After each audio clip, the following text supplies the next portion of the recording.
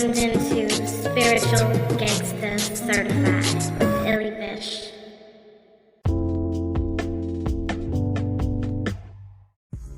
Hey, this is Illy Vish from Spiritual Gangsta Certified, and if you haven't heard about Anchor and the fact that it's the easiest way to record a podcast, let me put you on. First of all, it's free, and we know we can't get any better than free.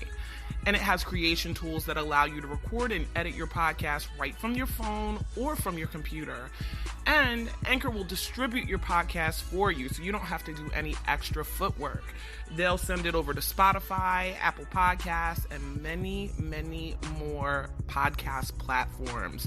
You can also make money from your podcast with no minimum listenership, so tell me where you're going to find that.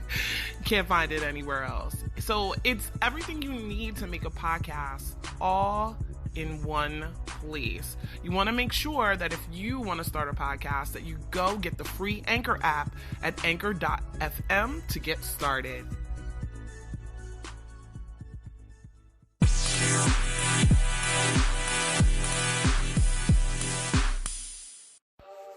So, you guys, welcome back to another episode of Spiritual Gangsta Certified. I'm your host, Illy Vish, and oh my goodness, my music is starting out of nowhere. But I am quite excited. I don't know about you guys, but we were under the influence of Mercury being in Scorpio for so damn long. It was like, 2.5 months?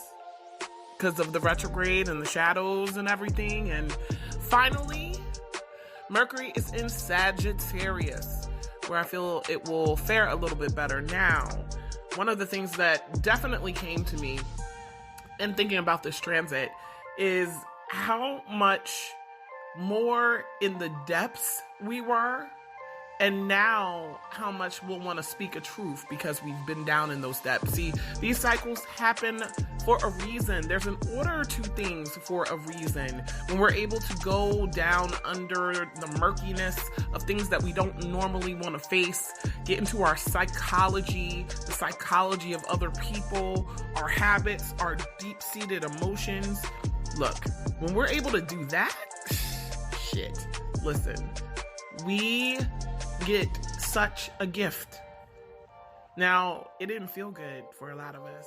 Like, Mercury and Scorpio wasn't terrible for me, but talking to so many different people and doing readings and just even in my friendship circles, it was like the heaviness was there.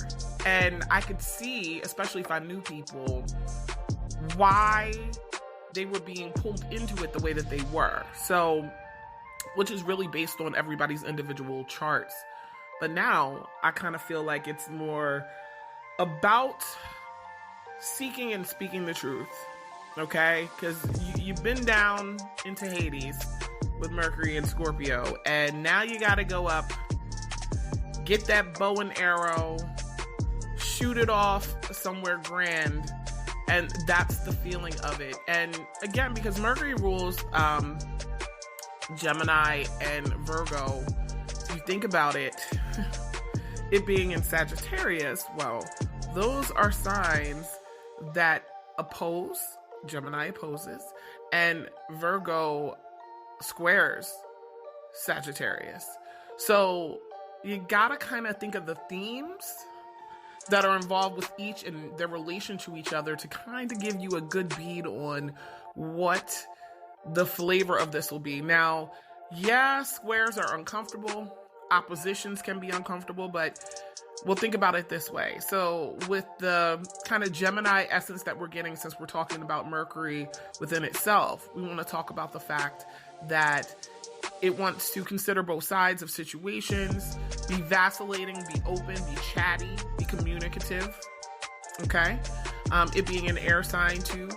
Of course, those things are going to come with the territory, but also thinking of Mercury being in Sagittarius. Sagittarius is fire energy, and it's mutable fire, so it's also changeable. Has that kind of dual quality in some ways. Along with that, Sagittarius is spirited. This fire definitely has to do with spirit.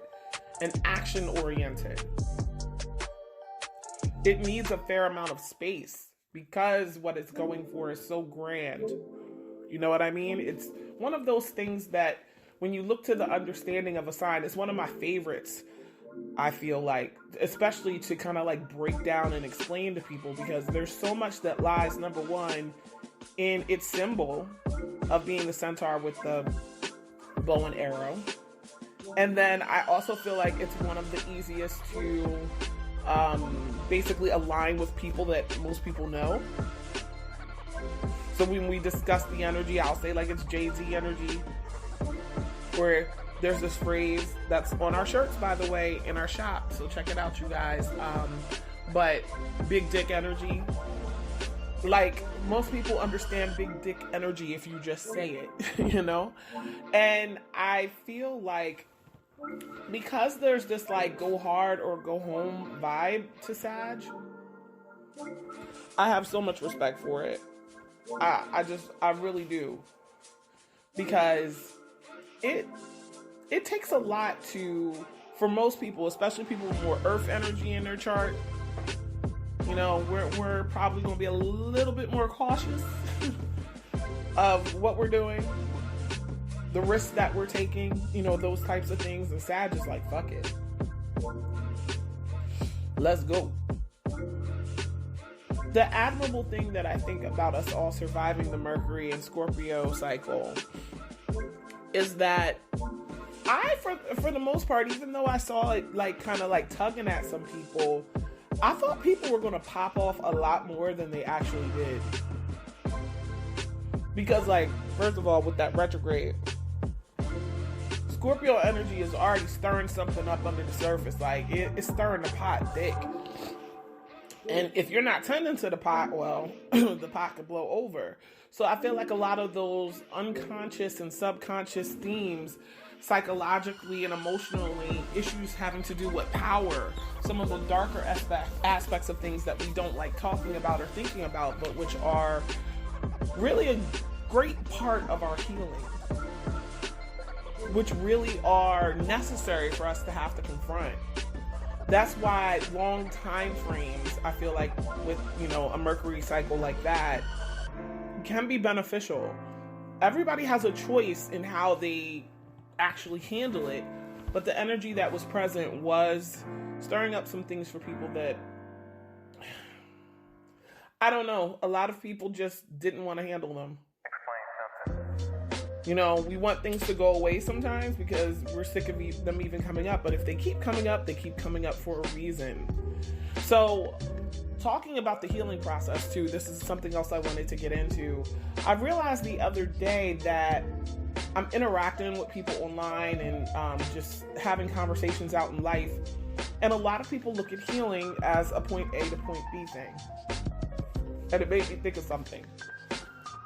So if you've broken a bone and you get it treated by a doctor, the process for healing for breaking a bone is very A to B.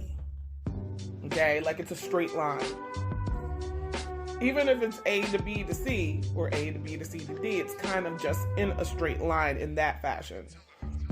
Whereas like your spiritual, emotional, psychological healing, all of that, it's a spiral. It goes in a circle. And I think that's what frustrates people with the process and sometimes makes them go, fuck it. Because you figure once you look at things in the straight line path, once I do this, then this will happen, and eventually I'm going to get to the healing part.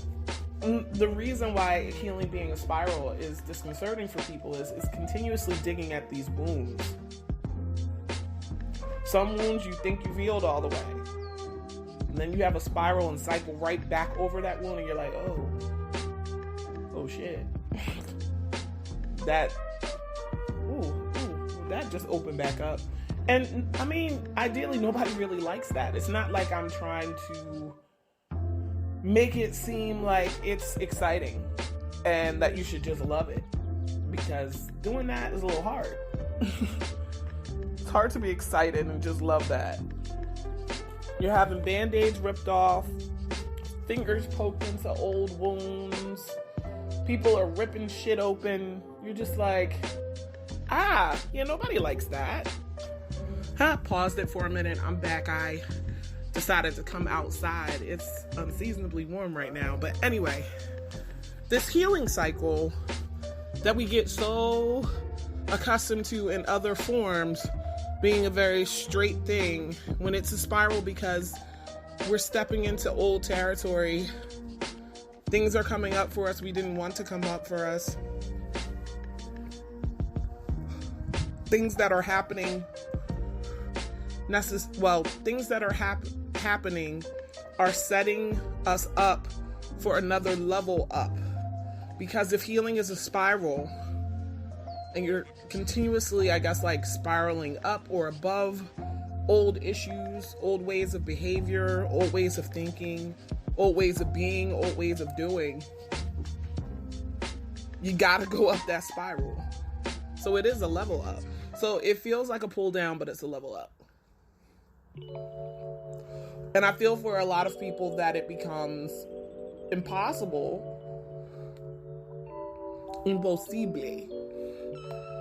for them to really appreciate that cycle if they don't look at it that way. Now look, we'll be honest, it doesn't mean you're going to magically just like it. But if something's inevitable to happen anyway, your attitude is 100% what makes the difference. How you take it. That's one of the reasons why I always say astrology is a practical tool, because you can practically use it. There's shit that happens to people all the time, and I sit back and think about this. I guess since it's Sag season and Mercury is now going into Sag as well, I can say that I really love these level ups and searches for truth. Sagittarius energy is linked to spiritual experiences. So, we're kind of like compelled in some ways to go off and have this grand epiphany in some ways, or a grand adventure. It's also linked to traveling and all that stuff. But as it relates to your healing process, you can make that an adventure. You had all that time with Mercury and Scorpio, which was still going on when Sag season started. So there was a mix of the two energies. Maybe you can look at it like a handing off of the guard, so to speak. So now Mercury's like, okay, hand it off over into Sag. So more concentration of Sag energy.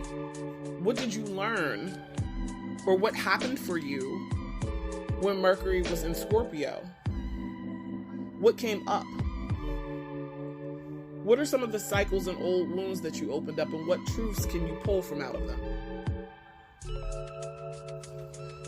Because if you were wise and using that energy appropriately, despite whatever may have happened that was uncomfortable, you found the lesson.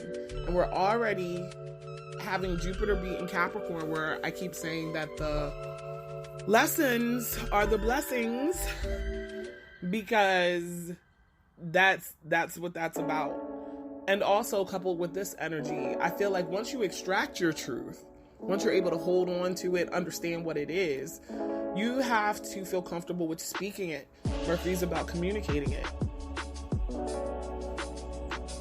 So a lot of the deeper feelings that we were having, a lot of the different things that were going on in the undercurrents, uncomfortable, some very helpful, because I had a lot of good reports from people about some stuff that was going on, so that made me feel good.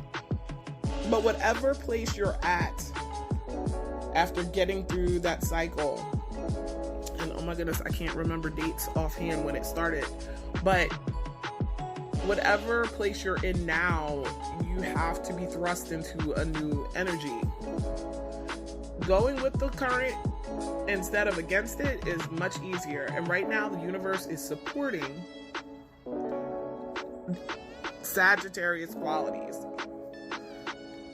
in our being, in our communicating, in our thought processes, in our learning. All of these things are very, very important. If you can get in the vibe of that energy, you're doing yourself a favor. You're putting yourself ahead of the game. It's really amazing to me to think about times where I guess I didn't pay attention to astrological cycles because that wasn't my thing.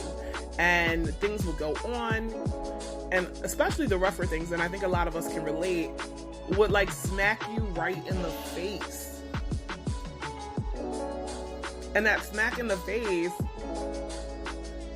leads to a bunch of questions like, why is this happening? Why is this happening to me? Or statements like, I don't need something else to happen, or like you just don't have a grasp or an understanding. And then since you don't know what's going on, you're not quite sure what it is you're fighting.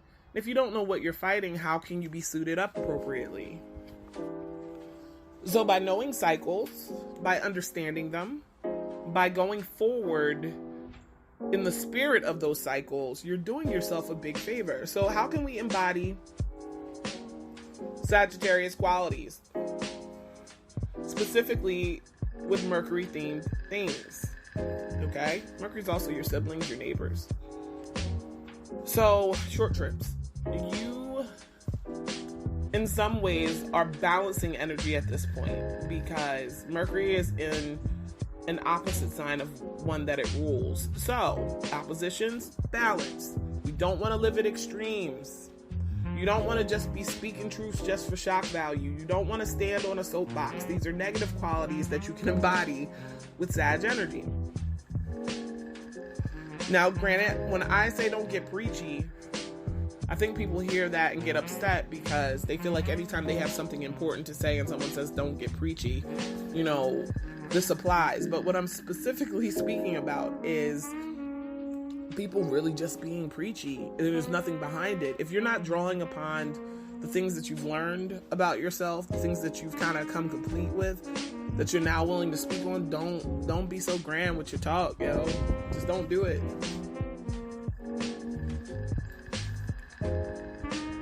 It's a lot better to come from a place of personal transformation, which Scorpio energy represented. We got the Scorpio season and the Mercury and Scorpio cycles, including its retrograde. So we got in touch with that transformative energy. What transformed you? What came up? What was a lesson that indeed turned out to be a blessing? What did we have? What did we learn? If those aren't the truths that you're willing to speak on during the Mercury and Sagittarius cycle, then I feel bad for you. Now, no one's saying you got to broadcast all your business. But something about being caught up in that scorpionic cycle and having to tackle the depths led to a lot of us just being able to get more complete with who we were. See, I think sometimes people think dealing with your trauma or your deeper hidden stuff or the things you suppress is all about those things, you know, those negative things that happen to you. When really, what this is supposed to be is a part of a whole. Your well-being, your psychological well-being is just as important as your physical well-being. A lot of different things that we have experienced or endured may have set us back a little bit in how we think about ourselves as a whole. So being able to kind of come out and say, look, I have a new perspective on myself and a sense of where I can grow. And I'm going to speak from that place. You don't have to necessarily speak about those experiences that have done that unless you want to. But you should have probably regained some form of perception in a more positive light, not making your traumas and your baggage and all the bad stuff that happened to you just be like this boil that's growing on your side.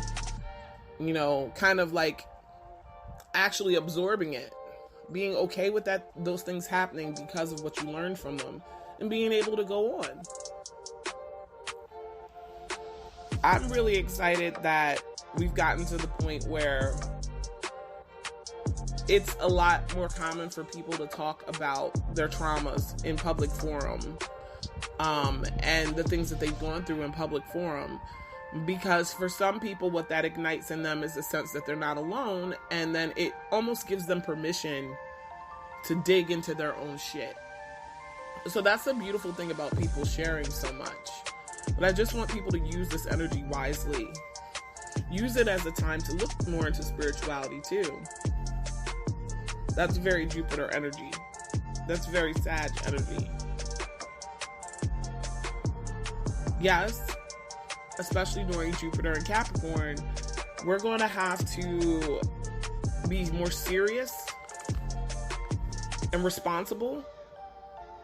And I think part of that seriousness and responsibility goes perfectly with the cycles that we're in now, because that Jupiter and Cap energy can now help you to be serious about what you've learned about yourself and speaking from a place of, I've experienced some sort of healing, instead of us complaining continuously about things. I'm not saying there's not things for people to be worried about, concerned with, or complain about. But at the end of the day, it's how you use those things that are the most important. So hopefully everybody has come to a point where they at least found a little piece of something that has been a continuing problem that they've come back around to and kind of patched up some and really started that healing process. Because now we want to go big, go hard, or go home under the influence of this energy. So I hope we're doing so from a genuine place of purity, because I say Scorpio to me is associated with purity, because it wants to know what things are at its purest essence, that bad or good. So as long as you've become okay with those things, whatever it is that came up for you, use this transit now to find the truth and speak the truth of it. I think that's what it's saying to me pretty much. So I hope everybody has a wonderful week, and I'll see you on the flip side.